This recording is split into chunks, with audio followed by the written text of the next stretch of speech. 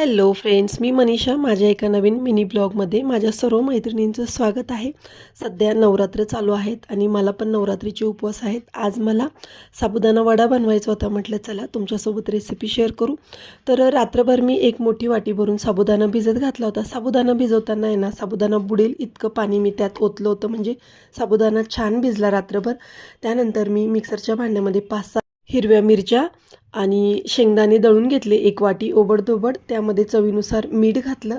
त्यानंतर वरतून बारीक चिरलेली कोथिंबीर घातली. छानपैकी मी हातानेच ते व्यवस्थित असं मॅश करून घेतलं, मस्त मिक्स केलं. मला यात पाणी टाकायची गरज वाटली नाही. पाणी न टाकल्यामुळे ना अजिबात वड्यांमध्ये तेल जिरत नाही, खूप सुंदर वडे होतात. तर इथे मी एक मोठी वाटी भरून दही घेतलं आणि वड्यासाठी जे तेल ठेवलेलं होतं त्यामध्ये मी शेंगदाणे तळून घेतले, एक वाटी लालसर रंगावरती. मिक्सरच्या भांड्यामध्ये ते एकदम चिक्कन वाटून घेतलं. त्यानंतर फोडणीच्या भांड्यामध्ये 2 चमचे तेलामध्ये थोडेसे जिरे आणि कडीलिंबाचे पाने घेतले, चवीनुसार मीठ आणि थोडीशी साखर घालायची.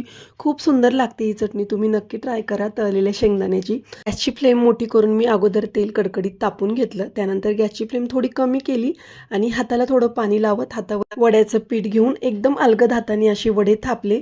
तर अलगद आपल्याला कढईमध्ये सोडायचे आहे. जर कढई मोठी असेल तर तुम्ही एका वेळेस 3 वडे तळू शकता.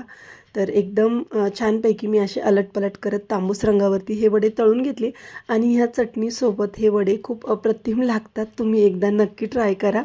तर व्हिडिओ आवडला असेल तर लाईक शेअर जरूर करा आणि माझ्या चॅनलला सबस्क्राईब करा. पुन्हा भेटूया एका नवीन व्हिडिओसोबत. धन्यवाद and bye bye. Happy Navratri.